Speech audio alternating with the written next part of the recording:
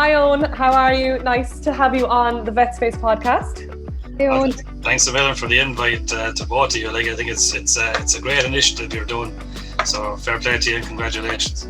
Oh, thank you very much. We wanted a big name, and you came to mind. Well, I don't know if you listen to the podcast, but you've definitely been a topic of discussion on many occasions. So I said to Hazell, we have to get Eoin Ryan on because who is this famous person? I need to meet him. Who is the man behind the legend? Yeah, I'm always at a disadvantage because I'm not a vet and I never went to UCD. So I'm like, okay, we have to get Eoin Ryan on. Well, as a non-UCD student myself, I definitely was like, minute I came back to Ireland, it was all Eoin Ryan. You couldn't avoid him. So it was. That's just because the country is so small. and as you said, normally the basis of a legend is a small bit of truth and a lot of fiction. That's not. Well, we'll get through all the truth now in a minute and see what's real and what's not. But we're delighted to have you on, and we just want to look. Maybe people don't know, where you're from and your background and how you ended up where you are now, because I see you're synonymous with me, and you're bovine specialist as well, and we just want to get to know the real Eoin Ryan. So if you want to just take us through your kind of veterinary journey and let us know how it all began. Well, I suppose I qualified in 2001. So I started in 1996. So it's a long time ago now. I'm actually 20 years qualified this June. So it'll be an anniversary year if we ever get a chance with COVID. I know. And I hope we will. I hope we will get a chance to meet up. And that was it was the foot and mouth year, 2001. So in our final year, actually, for a good bit of our final year, we had no animals, no large animals or anything like that at all, which was interesting. So then we qualified in June, and then I worked with Tom Comerford in Dundrum Veterinary Clinic in Tipperary. So I didn't go too far from home, but more down close to where Michelle is from there. Yeah, I know Tom. And I was very lucky. It was a great place to start. It was a 1 and 2 rota, so. It was you learned a lot quick, and it was heavy clinical work. Nearly all farm animals, but it was a great start. It was a good mix of suckler and dairy. It's a very small bit amount of sheep, not much, and a bit of horses, which was nice. And then being the younger fella, I would have been doing most of the small animals as well at the time. So it was a good start, good mix. During that year, then probably 8 to 10 months into it, I probably picked up, it's hard to place it, but somewhere towards around maybe 10 months in the middle of the spring, I would have calved a few animals that would have been aborting, and so that spring I picked up brucellosis. That time was rife in the country. So by the summertime, 12 months after I qualified, I was pretty shook with that, pretty sick with that. So that's not a nice sort of a disease. A lot of the older vets would have had it. So you get these, what they used to call undulant fever, night sweats and all this type of thing, and you get out of the car, stand up, and you could fall over with dizziness and things. I remember actually falling in between a horse's legs once, with front and back legs, and then I think that was I decided to go to the doctor at that stage. Yeah, so people talk about zoonotic diseases, and I suppose we were all a bit blasé, but I think, I definitely always wore gowns, gloves, the whole lot, but it's the tails across the face, and I think it's probably would have got it from one of those. After that, then, during the 6 weeks when I was on antibiotics, I suppose I thought a change might be no harm. So then I went back and did a farm animal internship here in UCD. It was sort of half in my mind anyway, but it was good for a change, I thought. So, and then that went very well, and I found that I liked the teaching a lot, and the experience was great. It was like being a student again, in some ways. It was great, and so I was spoiled that year, and I was brilliant. Michael Doherty. Then at the end of that, then it just so happened that that Anne Healy was on a sabbatical, so that there was a job there. So I walked into that as a clinical scholar, and in that was it for 3 years. I was working in the hospital here, just doing all the clinical work and working with the finders and teaching and stuff. So that was sort of like an ideal type job. It's none of the hassle, none of the administration or nothing, just pure clinical work and teaching. So that was great. At the end of that, then that would have been around the end of 2006. That came to the end, and I went back to practice for 4 years, and I worked in Mulcair Veterinary Clinic, based there. I was based in between Newport and Cappamore, so I was working half in Limerick and a bit in Tip, so on the border. So that's actually quite close to home. Would be the local practice to home, to be honest. And that was great. I worked with great people there as well, with John Berkeley and Brian Ryan and Sean Coffey and all those are great vets there as well. So I was very lucky, very, very lucky. And I actually had seen most of my practice there as a student with Packy Ryan, and that's basically where I learned everything, to be honest.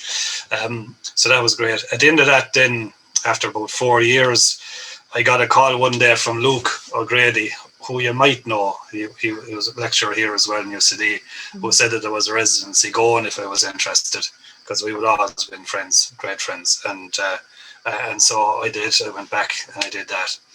And that was the residency he had already done, this bovine health management specialty. So I was definitely interested in it. I went back and I did that. So that took 2.5, 3 years. Got the exams and that in 2013, and at the same time I finished the masters, which I had started before I left for Mulcair, but I didn't finish, which is never a nice thing to do. So I got a chance to finish that as well, and then in around 2015, then I got a lecturer job, and that's sort of what I've been doing since. So to be honest, I was very lucky in many ways in the work side of things anyway. Worked hard though too, Owen. I think. Yeah, but I don't think there's any. There's nobody in veterinary who doesn't work hard. But very few anyway, I think. Yeah, but I think I suppose you obviously have a love of education and further education and teaching, and I think I think as a student in my past, long time ago, 8 years ago, you'd always know the vets that just love to teach, and you'd kind of be. To stick around with them. And I think, fair play to you for just following that kind of, line. Yeah, like there's no, I definitely liked it. And if you like something and you're half okay or fairly good at it, you're nearly as well to follow it. Like I'd be the world's worst then on the other side, say the business side, a thing, So, like if I had tried to buy in as a partner or something somewhere, I'd have to leave all the business stuff to somebody else. I'd be doing the work, and then the clinical side and all that, I'd be no good in the business side, So everyone has their strengths, but everyone has their weaknesses too. And lovely scanners, and they'd be all these fancy equipment, and you'd be like, oh, I have to pay for them. That's it. Exactly. I'd be the same. I'm like, I'd be shopping. I don't have a business brain either. Michelle knows that. I wouldn't. Definitely not one of my strong points. I think just stick to curing the animals maybe, and we'll see. But and were you born? So North Tip, and like we would have had about 30-35 suckler cows growing up, mix of short horns and every sort of a breed. We'd be from a sort of a hilly, mountainy type area, and so the sucklers were a good fit from that point of view. And it's amazing actually to think of it. It'd be very hard to actually educate 3 sons now on the farm that we had compared to what we were able to do then. So the parents did some job to be able to do it. But yeah, so reared with cattle basically, and that was my I suppose my young life anyway was on the farm and hurling. I suppose a bit of two things really, sport and farm. Obviously. Obviously, yeah. Tip man. Although any sport, to be honest, horse racing or rugby or anything really. Mm-hmm. But hurling number one, yeah.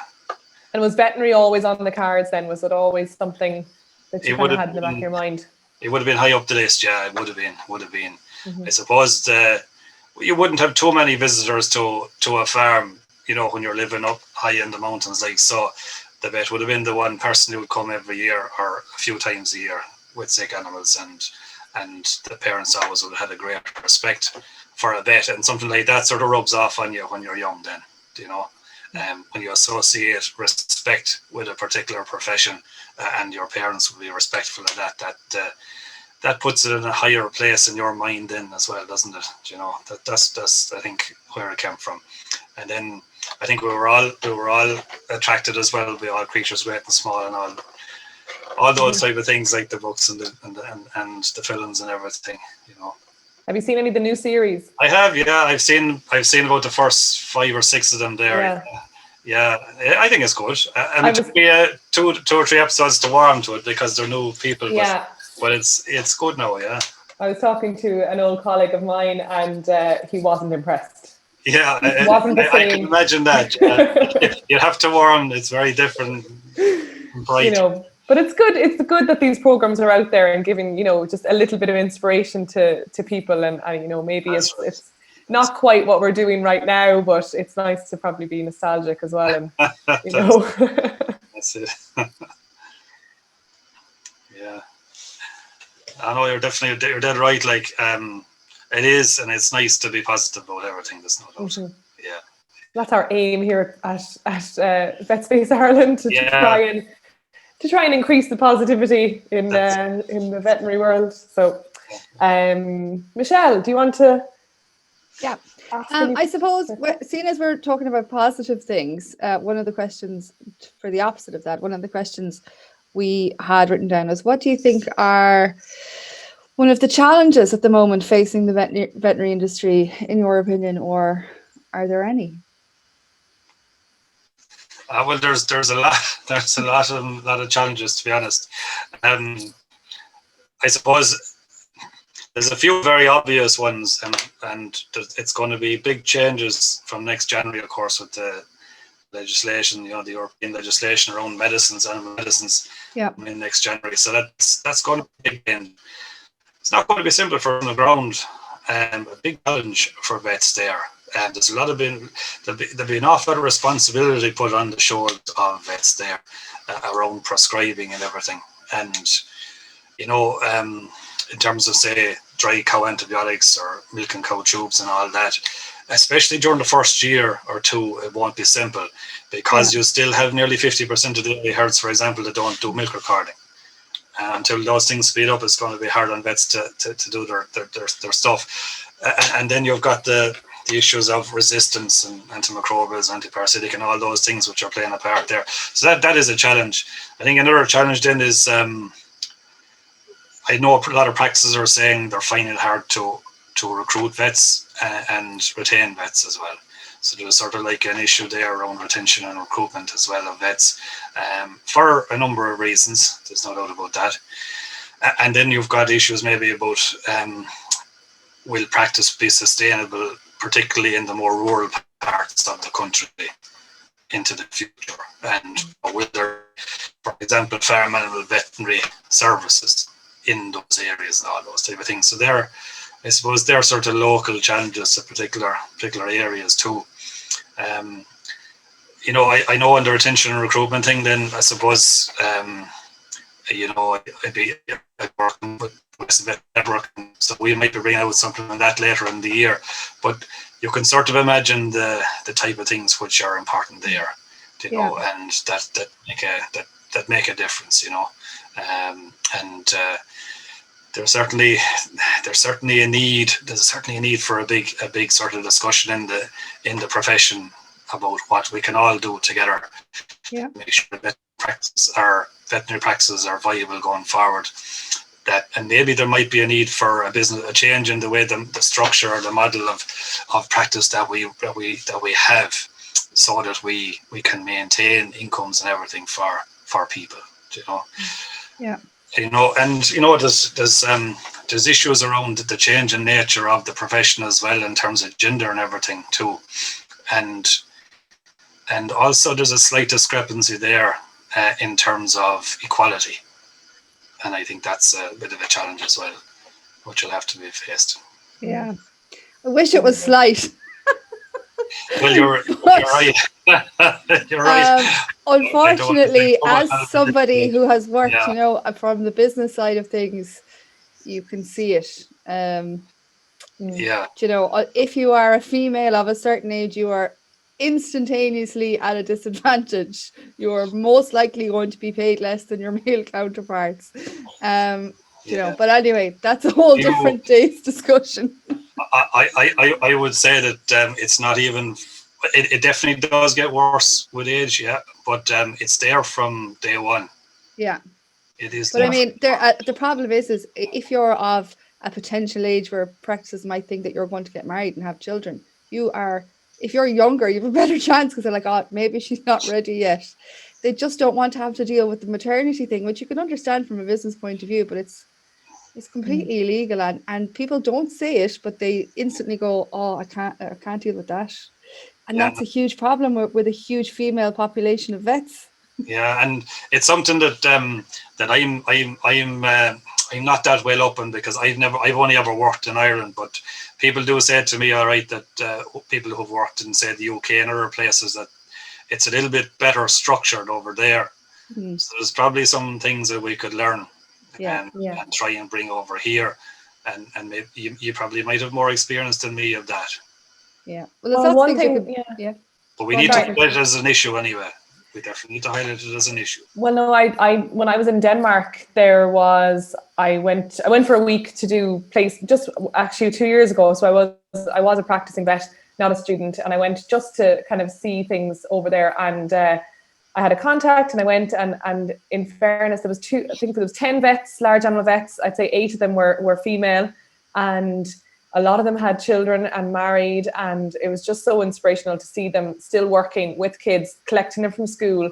They worked from 9 to 3, and then they had from 3 o'clock on, then off. And they did on call, but it was only obviously like 1 in 10. So they were able to get kind of cover, obviously maybe from the partners and whatnot. But yeah, it just worked. They said they'd start the minute, they used to drop their kids early in the morning. So they'd start at 7, a lot of them, and then they'd finish at 3. And then they have the whole evening then with their children. And it was the first time that I saw that, okay, maybe there is things that we could do differently in the large animal side of things anyway, at least, and the small. But I think things are moving a little bit in the small, but I do think there's a lot of large animal vets that are female, and yeah, I do agree with Michelle. I think when I talk to new graduate vets out, and that, like, a lot of what they say is they're going to spend 2 years in large animal practice. That's what they have pigeonholed in their head. They're like, I want to get that experience, and everybody says no matter what they want to go in, no matter what their eventual career path or plan is, they're like, well, I'm going to do 2 years in mixed practice, and that's going to set me up, and I'll be ready for, they want to have that large animal experience where, as lads, you're out in the field and you have a problem and you only have what's in your van to fix it, and they want to learn all that. But then once the 2 years is up, they're ready to move on. And so we've only got this continuous cycle of, and there's nobody staying. I think it's 5 years, is the max now for a large animal. On average, a large animal vet in Ireland, 5 years in practice. Is that right? Yeah. Right? Okay. So it's, yeah. Well, anyway, that's what Vet Space is here for. So, yeah. How can we make it better and keep people in veterinary in an industry that gives us all jobs, thankfully? Well, that's it. Yeah, that's it. And it's going to have to be as an industry that we come forward, isn't it? Like, it's not... Yeah. It's not employers versus employees much. It has to be everyone. Like, the practices will have to survive as well. Yeah. It's some that might be a bigger change in sort of the structure of practices and all that type of thing going forward, maybe. Yeah. Definitely. Do you find with your students now, Owen, that is there more or less interested in large animal, or is it stayed steady, or is there more people maybe from non-farming backgrounds? kind of coming, towards the large animal side as well, or what kind of trends do you see with the students? I suppose I see, or I think I see anyway, a good bit of interest all the time in farm, and certainly in a desire to do mixed upon qualification. It's quite interesting. A good bit of a lot of the Canadians as well would be big into the farm animals, and so we're getting quite a few through as well from North America, and they'll be big into it as well. So if you add all those in, then there's quite a lot. The thing, as you say though, is maybe it's mixed more than pure farm, as opposed to want to do farm and nothing else farm. It's probably more mixed than that. But the quality, I don't think the quality is as good as ever. I think it is interesting to see though that there's vet schools springing up all over the place, and yet there seems to be quite a lot of jobs. If you look at any journal, say if you look at the Veterinary Iron Journal there, and you see this, I think I just counted today, there was 116 vet jobs currently there advertised just today, we'll say online, which is serious amount of jobs. So it's interesting, and I think there's a few things all linked together there. I would be worried myself in the long term that eventually it could flood the market with too many vet schools. If there's another one going to open in North England, and then there's going to be one in Northern Ireland as well, you have a serious amount of graduates too. I just would hope that there'll be a certain ceiling as well, and that otherwise it'll put serious pressure on salaries, I would have thought. Yeah. Where in North of England are they thinking of building one? I haven't even heard. Not up at the time. I think is there one? It wouldn't be far from Liverpool, as far as I know. Up that neck of the woods. I can't remember the name of it now, but up that neck of the woods there. So I think they were worried when Surrey was announced, but I think there seems to be jobs it doesn't seem to have affected. But I suppose in England there's just so many jobs as well. And I definitely, like, when I qualified when I looked at the Veterinary Journal, I'd say when I qualified in 2013, I'd say if there was 20 jobs on the whole. Like, it was dismal now, to be honest. Oh yeah, and things do cycle, don't they? They cycle, and so there'll be a reversal at some stage.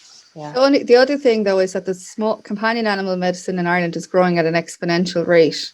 So it's very difficult. I think a lot of practices are struggling to, the service now, the level of service that's expected by customers is, completely different to the one that they maybe expected 10 or 15 years ago. Cool. So they want to have full-time companion animal vets now, like not even, they don't want to see a vet coming in muck boots to treat their dog, they kind of want to see you there, your nice pink scrubs. Exactly, and they'd hope for a veterinary nurse there as well or something, So definitely, you're dead right. Yeah. So the whole thing is growing. It is, and maybe a lot of the jobs are in that area. I don't know. I think the other thing that has affected jobs in the last maybe 4 or 5 years here as well is there's been a serious draw from practice into the department as well. I think Brexit as well affected that as well, didn't it? There's probably 150 vets gone that way, I'd say. Wow, seriously, that's a lot. That is, yeah. So Owen, seeing as we're talking about employment, any tips for your new graduate vets now who are getting ready to come out into the job market, and what are your top tips for getting their first job or starting their first job? Or panic. I think the most important thing of all is people and relationships. Like if you'd probably get by in a 1 and 2 or 1 and 3 if the people you're working with are nice. And you could be working in a 1-7 practice, and if they're not nice, it could be just not an enjoyable year either. So I think the people and the relationships and the people that are in the practice, they're the most important. So what I always tell the vets is that, you go for an interview, and if you like a spot, try and ring somebody who might know them. Ring us, and we might give an opinion if we know them. Ring somebody else who was there before as well. Try and get a bit of information that way. And if they're sound, that's number one. I think that's number one. Other than that, then fierce important too. It's actually very, very lonely going from being in college generally to your first year in practice, especially if you're in a smaller practice. I think. I would say it might be slightly different now for those coming from, but they'll probably be delighted to get out and anywhere. But for all the rest of us, it was. And so it's fierce important to keep in contact with your friends, and it's fierce important as well to have people to ring when you need advice, and that's mainly advice around cases. So if there's somebody else in the practice that you get on with, just ring them lots, and don't be afraid to ring. It's always a little bit of an issue with confidence when you're starting off, isn't it? That you have a feeling in your head, but you should know, and all the rest of them will know, and you forget that there's such a thing called experience, which is learning with time, and you can't be expected to know everything on day one, but you have this feeling that you should, which isn't realistic, and you're putting too much pressure on yourself. So from that point of view, I think you should never be afraid to ring and ask other people, and rely on other people in the practice, and also your friends, and I suppose that's some degree of mentorship, isn't it? So I think a practice that offers some degree of mentorship and actually even mention something like that during an interview, it's usually a good sign. So they'd be the things I'd be most advising in the first year anyway. I think those things are really important. There's always other things such as salary and on-call hours and all that type of thing, but they're maybe not quite as important in your first year. I think that's, I think when you say to ring other people in your practice or your friends, I think even don't be afraid to ring, even if they're your boss, because it's much worse if you don't ring and something happens. They want to help you. They're not thinking, God, why doesn't she know this? She's I definitely had a good few sneaky phone calls getting something from the back of the van, and hi, hello, yeah, what do I give here, or what do you think? Or else having all my college notes under the seat of the van and bringing them out and going through getting to the page where exactly I knew where it was, how to treat listeriosis or whatever it was, and we've all done it, and you just need to get over the embarrassment of it and just go with it. Exactly, yeah. Nobody knows everything. And sure, aren't we all learning every day still? Every day. How many mistakes do I know? Speaking for myself, how many mistakes do you make continuously? And it's you can't know everything, and not to put that pressure on yourself. Yeah, that I think that's very important. Yeah, good advice. So, excellent advice. And hopefully we'll be running maybe our new grad month again soon as well. So stay tuned if any new grads out there will try and do something to help you out for the month of June maybe again, because that was a good success last year. But so Owen, what do you do outside of veterinary and UCD to kind of unwind, and maybe pre-COVID times, what's your way of de-stressing and kind of connecting with the real world? I'm a disaster. I'm the worst to be asking that type of question. I go home and I work on the farm when I'm not working up here. So I sort of do a 1 and 2 road that way. And there isn't a lot else apart from sport in my life. There's nothing else apart from sport, reading. Swords, I suppose, would be the only thing. So, tell us more about swords. Sure, I have a collection of swords there. I love the way you said that. Sure. Swords. Collection of swords there. Yeah, sure. Any amount. The office is full of swords of all types. You know, you just there's more. every angle. Whatever happens if something goes wrong and someone gets murdered and the Guardian will turn up and they'll be if somebody ever attacks the vet school here, I'll charge out with a sword and I'll give some of my colleagues all go out and we'll battle with swords. Yeah. I hope they don't bring a gun. And where did this collection start? Where did this? Probably the first one was my first girlfriend. She gave me a sword because she knew I was into swords. Right. Yeah. I love it. Yeah. But then again, sure, my choice of reading would be the same. Be all into the fantasy. Oh, really? Yeah. Oh, very good. Game of Thrones, Lord of the Rings, and all that sort of stuff. Yeah. Very good. Yeah. Well, there's something you mightn't have known about, unless you've been into Eoin Ryan's office and seen all the swords. Probably most people have. So, Owen, what are you reading at the minute then? Tell us. Well, at the minute, I've just finished David Gemmell's books. I've gone through about 20 of those, and he's a writer of fantasy. So the Regente series was the last series I read of his. And then at the minute, I'm on a QI book. And I'm also reading about, Stephen Fry's books. He's got a couple there on, most recent one is on Norse mythology. But he had one called Mythos, which was on Greek.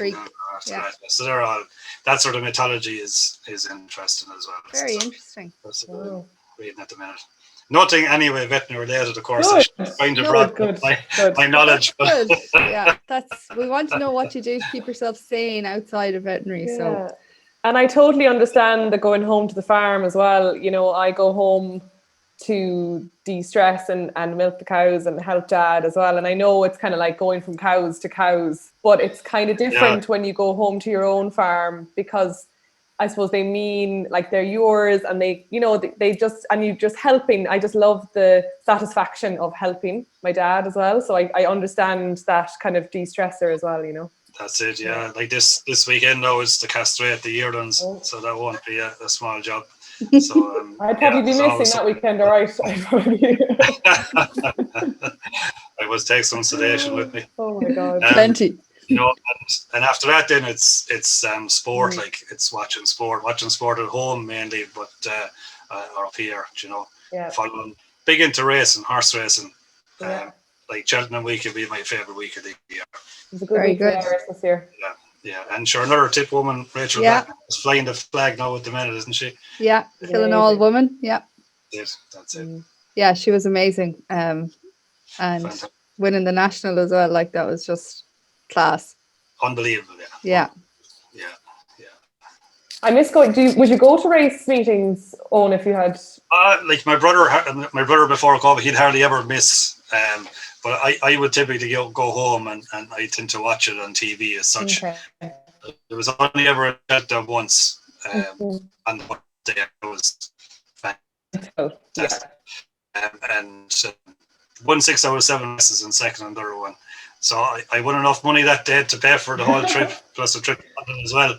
So that was a great day. Other than that, Leopardstown at Christmas or Leopardstown in the spring. Anyone sees Eoin Ryan in the stand in a race meeting, just stand next to him and just follow him to the bookies and do what he's doing, and then got to be careful with the bookies. Hopefully, I wouldn't say that I'm on top now. I'm well behind. It's hard to stay on top of it though. It's because I used to be really into it, and then I think kind of job takes over and whatnot. But I really do. I miss going to horse racing. Actually, that's one thing now that I'm gonna really like. I've never been to Leopardstown at Christmas, and last Christmas was my first Christmas where I had a couple of days off that I could have gone. Yeah. And it wasn't on. So it's always so cold though. That's the only thing about Leopardstown at Christmas. This is Baltic. It is, yeah. That's right, yeah. Or Limerick is Baltic as well. Oh, Limerick is cold, yeah. Maybe we go to Galway or Punchestown in the summer where it's nice weather. Yeah. Michelle, we should have a vet space race meeting. I was just going to say, that's a good idea. When COVID is over, let's have a vet space race outing. You could have a vet space racing club where we all take a share of a horse. We go on the syndicate, the vet space. Exactly. Oh, that'll be class. Yeah, look, there's another thing now for post-COVID. We have to get some social activities going in a big way. Speaking of social activities, Owen, I know with your job and stuff, you go to a lot of conferences and things. And I've met you at a couple of them, and it's definitely something I'm missing at the moment. Is something going, meeting all the colleagues? I do. It'd be mainly the only time I'd be going abroad, really, for holidays. So it's you'd miss it. And it's always better when you're not speaking, or if you are speaking, once that's done, then it's twice enjoyable. You can go out and you can enjoy yourself and learn something at the same time. And conferences are great, for anyone after they qualify. I definitely advise lots of CV, lots of conferences and stuff, and you'll enjoy it. You'll meet up with other people, and you'll learn at the same time. So it's a win-win. Yeah, I definitely agree to try and do your CPD somewhere. Do go to these abroad place, conferences and stuff. It's I love them. Yeah, I really get a good kick out of them, and I love seeing new places as well. And just But hopefully we'll get back there soon. And I suppose there mightn't be a physical conference this year. Would you say 2021? No. Probably not. But not in Ireland anyway. No. I see the London Vet Show, which is a companion animal conference, is apparently going ahead, but I don't know. When is that? I suppose they'll have November. most people vaccinated.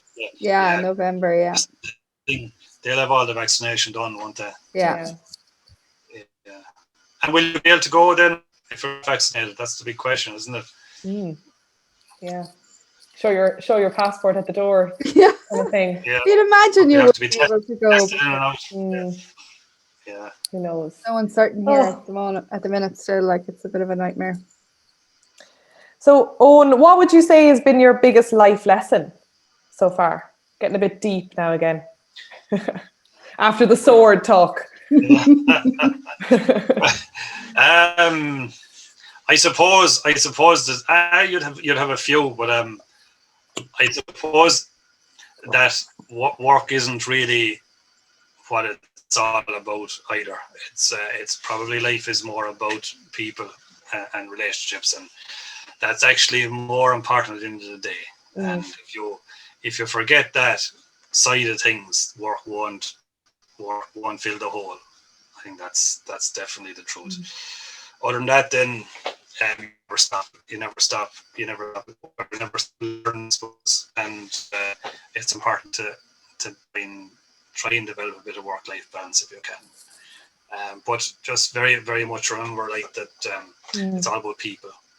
People are number one. It's a real theme of your answers, actually, Owen. It's lovely just to focus on the people in your life. Isn't in all walks of life, I mean, we're not. I don't think we're meant to be solitary people, or beings as such. We're sort of a herd animal ourselves, aren't we? And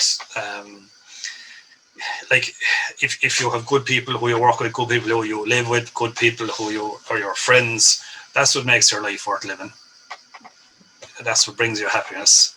And if you don't have that, happiness is hard to find. That is just so nice. So lovely. So true. And I think that, and I think I'm really glad that you said something like that, because I think maybe we all lose sight of that from time to time. When we're trying to get things done and when we're beating ourselves up because we haven't done enough. And, so I think that was, I needed to hear that today anyway. So thank you. Lovely. Yeah, thank you, Owen. I think we'll be replaying this podcast when we're having having one of those days when you need to put life in perspective and think about the important things, but definitely no, I think, and we meet so many people in all different aspects of our life, and everyone has some not just other vets or, you know, who you work with. There's so many other people, and, you know, it's even the farmers, like, and your clients, and everyone becomes part of your life. And I find that with changing jobs, I don't know, I feel like you kind of lose, like, you're not even, I'd stay in touch with a lot of, you know, your work friends, but like a lot of the farmers that you'd form such relationships with, it's like a breakup. And it's, you know, it's a real tough part of veterinary, to be honest, because you've become so connected with people, and then you have to go and become connected with a whole other group of people that, and like, yeah, you still, you know, talk to them or see them, you know, at other times in your life, but like, I even find like farmers to be so close with. I might meet them maybe somewhere strange that I'm not really expecting to see them, and I can't remember their name, but I know exactly where they live, what cow I treated there. They've got 3 children. Their wife is a nurse, and yeah. So it's all these connections. Like, I think that's a really positive part of our job as well, is all the connections we make. That is true. Yeah, you're influencing a lot of lives, aren't you? Like, and you would, especially out in practice, like big time. You're meeting a lot of people who are influencing a lot of lives, and they're influencing your lives as well. You know, so. Definitely. And we've been very lucky with Vet Space as well. It's given us a great opportunity to meet lots of great people, hasn't it, Hazell? Yeah, we've some lunatics in the community as well. But yeah. And we've had some very gas conversations. Yeah. Probably a lot of it not on the official records as well, but yeah, we've been very lucky. It's definitely opened our eyes, though, to how similar we all are, really, and how we all just want a certain thing and want a certain, you know, values in life. And, you know, it's just sometimes the like work and pressure and everything else can just kind of come on top of that. But yeah, I think you're right. You just have to remember who's in your life and just keep relationships. And that's when things are going bad, then like they're the things that'll help you, bring you out of it, like those relationships and those people you can rely on. You know, people you can rely on.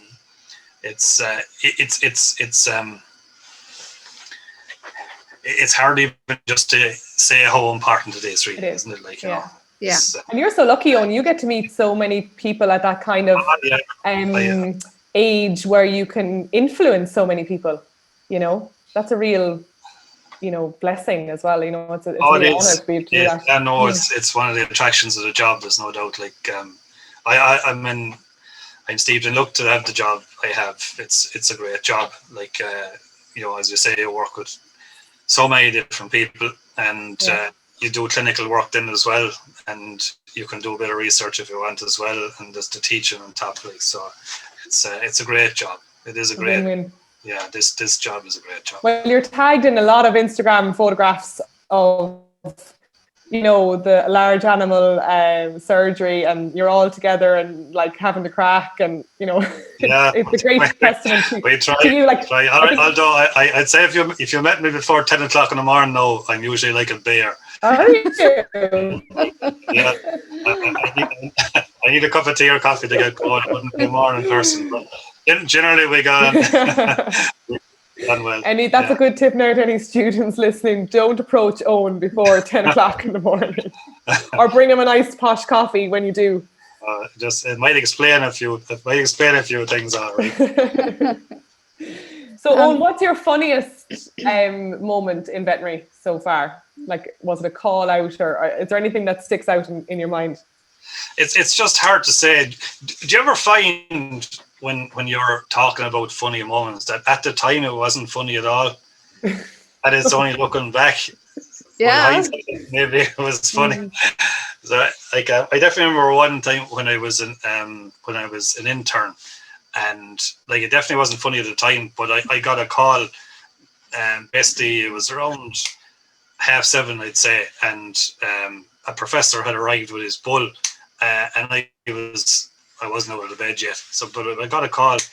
A bull had arrived, had broken out, was in the backyard. By the time I got down, the bull had broken out of the UCD and was gone up the Stillorgan dual carriageway. A Charolais bull. So we went off and after him ran up after him, a couple of us, me and a couple of other younger fellas, and we chased him all the way up to Stillorgan Joel Carriageway, up about at least a good kilometre anyway. He broke a wall trying to jump it. He actually drove 2 blocks off the top of a wall, and we managed to turn him, and the police had stopped the cars at the very top, a good bit up now, nearly as far as the hotel, I suppose.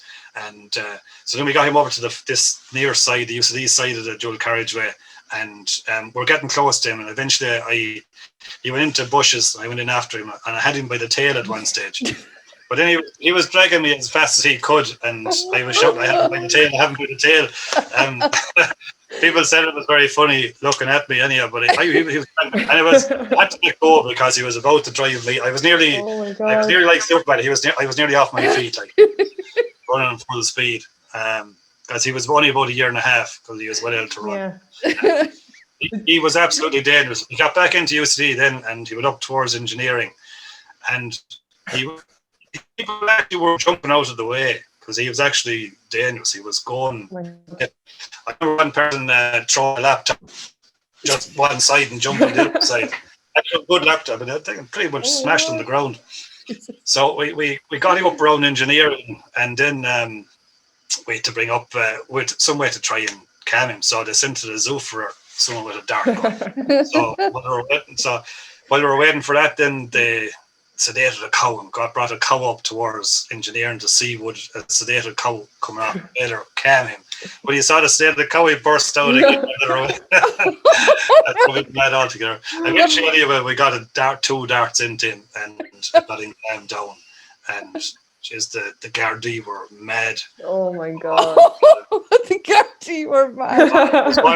There was one classic lad, a farmer's son, saying, "Oh, that would never happen into the home this time,"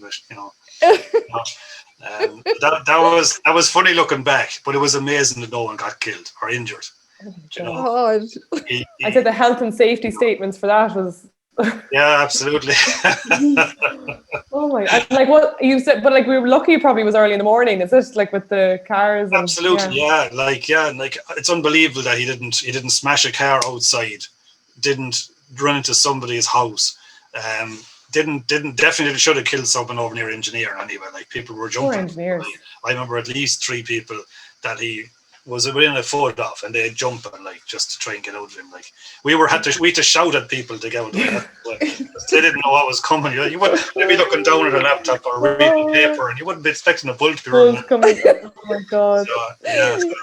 And the engineers didn't know what hit them. That's what I was going to say. The people in engineering are going, Jesus, that veterinary crowd are mental altogether. Oh. What's going on over there? Why do they have to come over here? Yeah. That's it, yeah. So like it's just amazing, like when you get a bull that's a bit wild, and just one gate was left open, and that's it. That's all it takes. That's all it takes. All it takes. But I'd say there's good fun up in UCD every week. I'd say with the different rotation groups, and there's good crack. There is, yeah. There's good crack. There's a good. We have a nice sort of an atmosphere. We try to have a nice atmosphere anyway. An atmosphere. People don't feel under too much pressure, and they can talk and they can ask questions. I think that's the main thing. We try and teach with a bit of praise, and positive reinforcement as much as we can, and try not to be too hard and too negative. Good. Generally speaking, I think facts is well thought of, and people enjoy it. Definitely get that vibe anyway. When we try to let them do as much as they can. It's actually a difficult thing, is to make sure everyone gets to do a lot before they qualify, and because of that, it can't be emphasized enough how important seeing practice is. Going out with vets like ye and practice, and learning there. You learn so much doing that. I know. I miss having students. Yeah. I really do enjoy teaching as well, and just even giving like 1 or 2 little bits of like little nuggets of knowledge, just to get them through like their first year, or some little tip that I have for surgery or something, and just to even say, oh yeah, go ahead there now and stitch up the skin, and I'll be fixing the van there, and like I'll be having one eye on them, but I won't be kind of leaning over.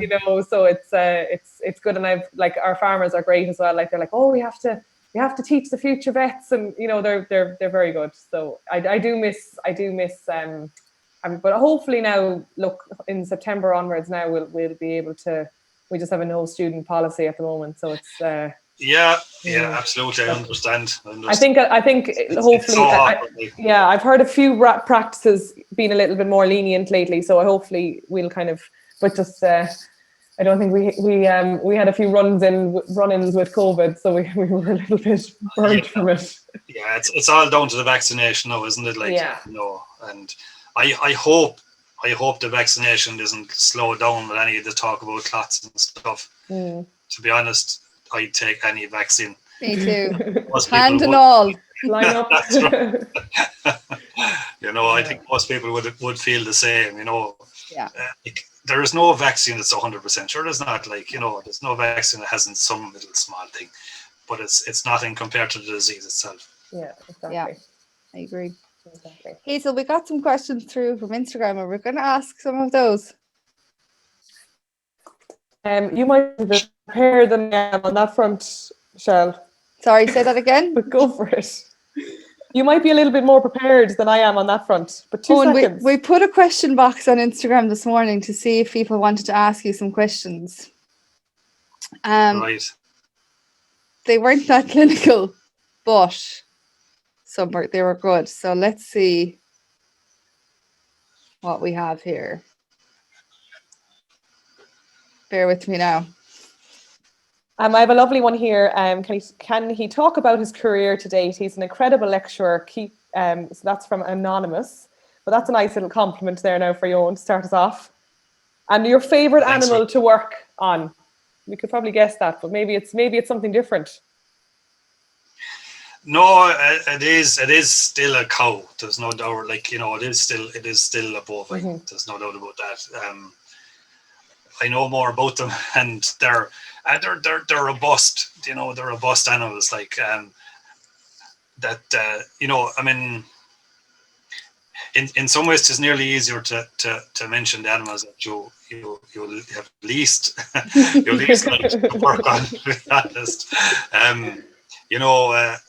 I'd have to say that would be alpacas. We see a sight of alpacas these days, and I actually they're all right, like, but God, some of them are not that nice as animals compared to cows. Like, like cows are lovely, sheep are okay.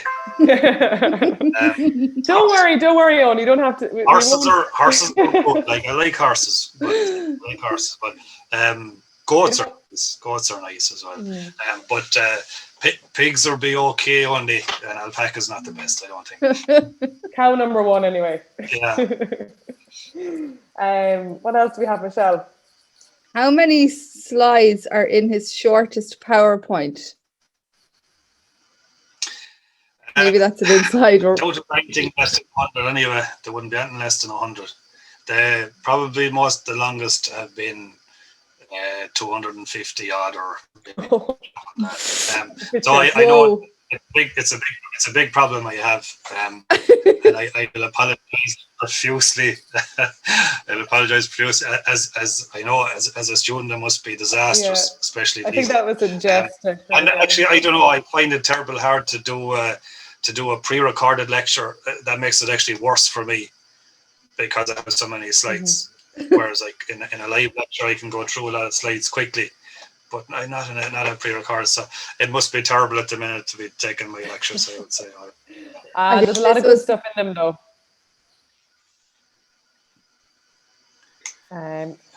Another compliment, absolute legend guest. Looking forward to listening. That's from. Thanks very much. Yeah. Best moments with the UCD vet rugby team.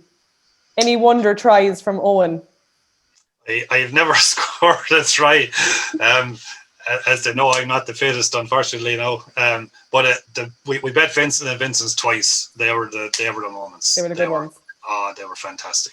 It is great still to be able to play that. And it's one of the worst things I missed during COVID we missed out on last year's cup, and we actually have there's a great bunch of lads there in the college at the minute, and they could have won it last year, definitely.